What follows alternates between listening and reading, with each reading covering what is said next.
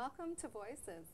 Today we have John Crowe, who's a certified rehabilitation counselor and therapist, here with us to speak on male survivors of sexual assault. Hi John, how are you? Good, thank you, Janice. Thank you for having me. Oh, good. Why don't you tell us a little bit about your background? Well, I've worked in human services for 25 years as a therapist. I've worked in a variety of agencies. In the late 1980s, I started my private clinical practice, and I specialize in working with men that are sexual abuse and incest survivors. My practice is located in Albany. I'm also involved in an Office of Mental Health funded project that's housed at the New York State Coalition Against Sexual Assault, a very interesting collaboration project with the Office of Mental Health to address the trauma needs of people that have trauma in their background and mental health diagnoses. Wow, that's a great collaboration. It absolutely is. Yeah, there's so much to bring. And John, you speak all over the state and sometimes outside of the state. You bring your message and education and advocacy to others. I honestly make an attempt to, because male survivors of sexual abuse is sort of one of society's last great secrets. There's still a lot of no-talk rules around this issue. It's still somewhat of a secret. And our society at large, as we were talking about before, still doesn't handle the issue with nearly as much skill as it needs to be addressed with. I know my daughter asked me today who I was having on the show, and when I told her John Crowe and the topic was on male survivors, I said, you know, you never hear anything about it, really. I mean, you might hear accusations of a case, particular case in the media, but I think it's far less, we hear far less information about that than we do female survivors. Definitely. And female survivors obviously need as much care and attention as anyone who's a survivor. But when you realize that 1 out of 6 men are sexual abuse or incest survivors, that's a pretty staggering statistic. And it's even more staggering when you realize that the issue is still very much not talked about. Now, one thing I was sharing with someone, the statistics, that 1 in 6 men have been sexually assaulted, and they said, well, what are the parameters of that? And my friend asked me, does that just mean touching, or, you know, what actually is the definition of the sexual assault that... That particular statistic does include the full gamut of intrusion, from unwanted touch, fondling, kissing, grabbing, to more graphic kinds of abuse and boundary crossing. So it really does run the whole gamut. And of course, since we're talking about boys, you know, that's a traumatic event. As adults, we tend to think, oh, well, someone just touched you or grabbed you or made some inappropriate advance. But based on the person and the extent of the relationship with the person who's crossing that boundary and how they cope with it, how much of an impact it has on their life, it could be really very significant. Because someone could be fully clothed and be touched and feel the effects of the trauma. Absolutely. That may be equal to someone who was in a more, maybe say, violent Well, one of the things that came out of a lot of the studies that have been done since September 11th and the terrorist attacks is that people cope with trauma individually. We're all individuals, and we each have our own unique internal mechanisms for coping with stress and grief and loss and painful events in our lives. I've worked with people where I was the one who was the most upset about his having been abused, that for that man, you know, he felt that, well, it was nothing, and I could only go so far in my work with him because he wasn't willing to go past that. Oh, yeah. But the bottom line is, if someone feels violated, they've been violated. That's a really good point. How does sexual abuse and incest affect men's lives? Well, if you reel off a list of symptoms, again, a lot of which men demonstrate in our society, it affects them in those ways. Addiction, violence, painful issues in relationships, anxiety attacks, depression. It really affects men in many ways similar to women. There are a couple of issues that seem to be unique to men, and certainly one of the first ones that I want to mention is isolation. you know, men keep the secret of the abuse much, much longer and much more consistently than women do. And our society colludes with that because we all have very strong ideas in this society, fairly rigid ones, about gender, and we don't like to think of men as victims, and men certainly themselves don't like to think of themselves as victims. There's a way in which that issue is given over to women. And if a man has experienced some sort of boundary violation or sexual assault, well, he wasn't a real man. And we get into all the gender shame and also homophobia about that, and then it really makes it increasingly difficult. And that's one of the reasons I'm so passionate about this issue, is because all of those dynamics keep men out of treatment. They keep them isolated, they keep them alone and struggling with symptoms, sometimes not even knowing why they're having the symptoms that they're having. And is that why there's far less male reporting? Absolutely. Absolutely. Imagine what it would take in our society for a man to go to a police station and say, you know, I had a lot to drink last night, and when I left this party, somebody attacked me in the parking lot. I mean, what kind of reception is he likely to have from police officers? Well, what kind of signs or symptoms could one look for to see if a man or a boy was sexually assaulted? Well, as you had asked me before, you know, you look for symptoms that seem like to suddenly indicate that something has gone wrong, like a lot of mood changes, issues like depression, issues around food. There are lots of male survivors that have eating disorders, but again, eating disorders in the media is so often seen as a women's issue. Yeah, it is. That's true. And one thing I've seen a lot is that men will come into counseling to see me because of relationship issues. Usually, if they're in a relationship with a woman, that woman has sort of pushed them to say, we're having trouble and you need to deal with that. Oh, so that's like the majority of like how they kind of come into treatment. Absolutely. Under the guise of, you know, I'm having a relationship problem. Absolutely. The good news is that as the word gets out more and more that men are raped, that men are sexually assaulted, that men can be victims of sexual violence, the no talk rule is breaking down. And more men will call me and say, I saw your ad, you know, I think I need to come and talk to you. And that's part of why I put myself out there as specializing in male survivors of sexual abuse. Is that ad alone, or my outreach, or my doing public speaking, is part of breaking that silence and that wall of secrecy. Because men really don't often seek treatment, is that correct? Absolutely. Yeah. And in fact, what can happen, Janice, is that a man may go through a substance abuse program and never be asked anything about whether or not he had any trauma in his background, and then 3 months later relapses, and he sort of comes to be seen as like a chronic relapser or an unsuccessful client, when the reality is that his treatment was incomplete. Because so often alcohol and drug abuse is tied in with the sexual assault. Very much so. Yeah, I mean, I think I read 30% of people in rehab were sexually assaulted. And that isn't about men or women, it's just, you know, both. Understood. And then when you consider how underreported it is, how many women, for example, would report that in a rehab setting, and how many men would or wouldn't, that's clearly a low statistic. Okay. And some substance abuse programs have begun to address the issues of sexual abuse and incest, but I think a lot more needs to be done overall in treatment programs, not only substance abuse treatment, but also mental health programs.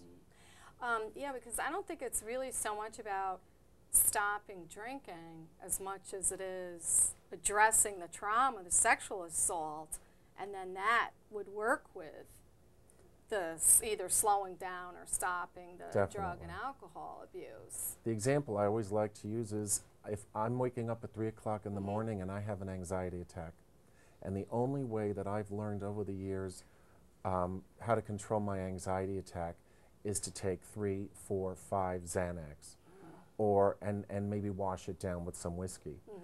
That works. Yeah, wow. And so for you to ask me to give that up, but not to address the trauma that's behind my addiction, Right. my treatment will never be successful never gonna until the work. trauma is addressed. Yeah, it's never going to work. I know someone who actually was a male person who was molested at 3 or 4 years old, who it wasn't until 50 years old was in rehab 4 times Yes. within a 2-year period, and then he was able to address that he had been molested Well, I as remember. a 3 or 4-year-old child. Absolutely, and I remember that there's been a lot of controversy about whether or not quote-unquote treatment works, especially substance abuse treatment. The reality is what I feel is that incomplete treatment doesn't work. And if treatment is comprehensive and addresses the whole issues, the whole context of someone's substance abuse, that person will be successful. But when you look at some of the cutbacks and reduction in funding for substance abuse counseling and even mental health counseling, then it's going to be a lot harder to get into those issues that really support addictive and other kinds of unhealthy or self-damaging behavior.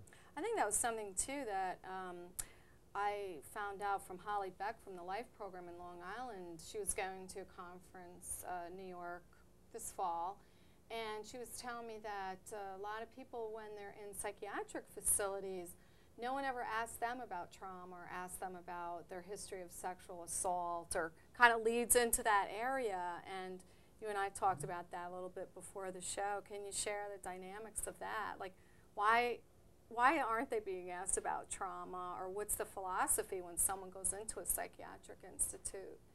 Well, I think that what really it comes down to is the fact that sometimes, historically, the focus has been on controlling people in those kinds of settings. And the main focus was take your medication. And if someone was having symptoms, and let's face it, a lot of the symptoms that people have when they have mental health diagnoses are difficult to manage, troubling, upsetting, and so forth. But as I said, with substance abuse, it's important to look at the context of a behavior or a symptom. The context will oftentimes give you many of the answers that a diagnosis by itself won't. I can have a diagnosis of, the most notorious one is borderline personality disorder, and that was given out to people, and people are widely reviled of, oh no, you don't want that client, he or she has borderline personality disorder. Well, when researchers dug deeper, they found that well into the 80 percentile of people with that diagnosis are trauma survivors. Wow. So when you 80%? fill in at least 80%, Oh, that's a my conservative goodness. estimate. Wow. Because again, when you look at the diagnoses, the criteria to have the diagnoses of borderline personality disorder, those are all different coping mechanisms around traumatic events. Manipulation, again, it's put very judgmentally, but show me someone who's experienced trauma who doesn't know how to manipulate. I mean, those are self-protecting behaviors can be pathologized fairly readily based on the treatment model that one uses in working with trauma survivors. Well, what are some of the other myths or misconceptions concerning male survivors of sexual assault? Well, one of the biggest ones that I like to talk about, because this, more than anything else we've talked about thus far, keeps men out of treatment. The number one issue that keeps men out of treatment for sexual abuse or incest is, if I was molested, it's a given that I'm going to become a perpetrator, and that is absolutely false. Absolutely false. Oh, yeah, I guess, you know what, that's what I had always, I think, heard. You know, I've always heard that, yeah, if someone's been molested, then they are going to molest. But now, share with us, what's that really about? 80%, based on research out of Boston done by a friend and colleague of mine, David Lisak, 80% of men who have been sexually abused or incested do not become perpetrators. 80% do not. The problem is, when you hear people talk about perpetrators, interesting pronoun choice. It's always he. Now the reality is that the vast majority of perpetrators are male, but if we want to invite men into treatment who have been sexually abused or incested, we really need a little more aggressive outreach, and we sort of need to flatten out that gender hierarchy that subliminally contributes to men believing that all men are perpetrators, especially if they've been abused. My favorite metaphor is the fitness industry. When you look at commercials for fitness, you won't see someone who's 80 pounds overweight in those commercials. And so the very people who need those services feel excluded and like they can't receive the services because it's not targeted for them. You see people that are already fit. When you see all those infomercials on TV, it's all the people who don't need that equipment that are using it. And so where's the point of entry? For someone who's a male survivor, what's my point of entry so that I can receive services? And I've known of men who have called centers for assistance and been hung up on because the person at the other end of the phone thought it was a crank call. Oh, really? Absolutely. Wow, wow. Well, what are some of the differences between the male and female survivors of sexual assault? Well, men will keep the secret longer. Wow, because women keep it pretty secret. Indeed. And again, it's not, one of the things I like to try and do is to not make it a competitive issue as to who owns the issue of sexual assault. It's a men's issue and a woman's issue. And again, flattening that gender hierarchy out, we all need to own that issue because sexual assault, sexual violence, rape, incest affect men and women every day in this country. And it's an issue that we all have to own, not to give it away to women and not to ignore it in men, I think is the key. So men will keep the secret longer. Men, if a man is sexually assaulted by another man, he's much more likely to question his sexual orientation as a result of that assault, when the reality is, again, research has shown that sexual violence has no impact whatsoever on a man's sexual orientation. But men will question that. What was there about me that this man thought he could do this to me? Yeah, they look, question, like, did I give off different vibrations or the wrong vibrations or something of my sexual orientation? And again, the bottom line is you were sexually assaulted because you were vulnerable, which has nothing to do with someone's heterosexuality or homosexuality. You were vulnerable, and this person is a perpetrator. Their sexual orientation, the vast majority of perpetrators are actually self-described heterosexuals. But we go into that place of, oh, well, does this mean I'm gay? And it's fascinating because straight men will ask, does this mean I'm gay? And gay men will ask, if they were molested by a man, is this why I'm gay? Oh. So there's education that needs to be done on both ends of the spectrum for both straight and gay men to separate out what the real issue is. And the real issue is always power and control. Someone who was vulnerable and someone who was manipulated because they were vulnerable. That's always the bottom line. Yes, it's power and control. Absolutely. And it has nothing to do with sexual orientation at all. Nothing. And back to your question, in our society, one of the key differences, again, men are seen as being all-powerful, always powerful, strong, in control, especially of a situation that's quote-unquote sexual. And so for a man to acknowledge that he was vulnerable or manipulated in a situation that involves sexual contact is very shaming. And men are very reluctant to go there because they're concerned that that makes them less than a man. Are there other differences between male and female survivors? I would say that among male survivors, again, this is somewhat of a broad statement, but it's much more common for men to express feelings of anger rather than their grief about having been traumatized. And I liken it to, that's many men's emotion du jour. I'm going to stick with that one because if you think even biochemically about what anger does, it gives you that feeling of being strong and in control and pumped up. And it's a lot harder to feel your pain, your loss, your fear, your powerlessness when you don't have all those chemicals going in your body. Yes, I've always heard that women will, in general, will tend to be more depressed, or men tend to act out with their anger. That's true, and of course a lot of that is controlled by social norms and expectations. There's not a lot of permission in our society for women to be angry, especially angry about having been abused, whereas anger in men is somewhat more acceptable. But the reality is, it's what's behind the anger, what's behind the depression. Certainly men that I have worked with, once it's almost like you have to give them permission to go deeper and they'll reach that place of depression or grief and then really begin to work on doing the healing work that they need to do, because most people can't do healing work when they're angry because their bodies won't let them. Oh, really? Oh, so for a person who's more angry has to be brought back down inside themselves. Well, if you think of the stages of grief and loss, and I'm not a big Okay. fan of stage theories, but it helps put it into perspective. We all need that protective coating in the beginning, but if we're going to move past the pain and the grief, we need to get past the anger.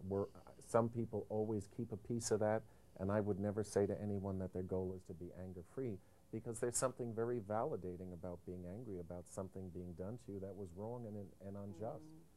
But to live from that place can help, but it can also hurt very much. If it keeps you in a stuck place, then it's an issue that needs to be addressed. Now, what about more men being arrested, too, and being involved in criminal activities? Well, that's something, again, compared to women. It's the context word again, you know, it's the issue of context. People don't ask, I'm sure, when someone's arrested, so what was it like for you growing up in your family of origin?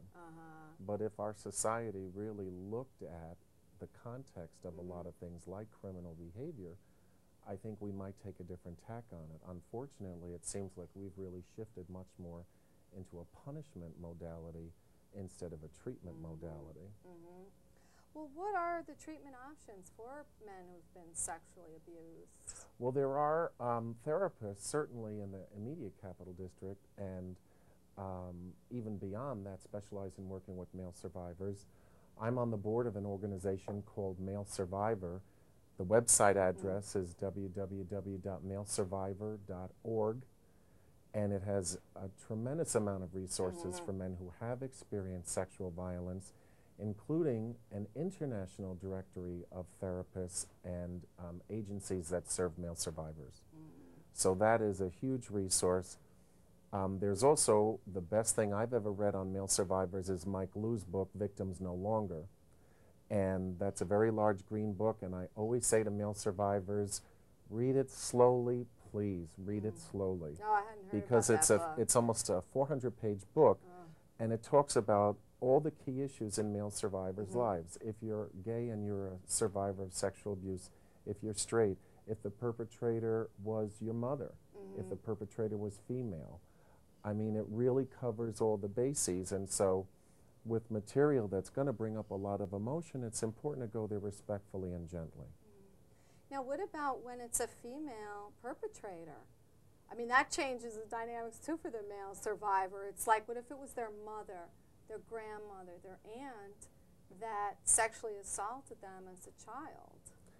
That's really difficult territory to cross, because the level of shame that I see in men who have been sexually abused by a grandmother, a mother, a sister, a female babysitter is huge, because again, we're back to the power issue, and the belief is, if I'm a man and I'm in a sexual situation with a woman, I'm the one who should be in control. And men will tend to look back and believe that if they had a sexual experience with a woman, that it was an initiation into manhood, instead of what it really was, which was manipulation, control, and basically being used for the personal gratification of another human being at their expense. Now, what about if the male was a child, say 6 years old, and the mother assaulted the son? The rule, you know, the mindset of the child. Well, even hearing those words, as much as I've done this work, as many years as I have, just hearing those words, a 6-year-old boy molested by his own mother. If you feel that visceral emotional reaction, that's why this material is so difficult to talk about, and it can be difficult for men to come to see me or to see another therapist or to get into a program, because it takes you into a realm that we don't like to talk about. Mothers are not supposed to do that. Mothers are supposed to be all the stereotypes that we have about mothers. The reality is that women molest boys also in our society. And we need to see that for what it is. Now, the statistics are certainly much, much lower, but the reality is that it's still an issue.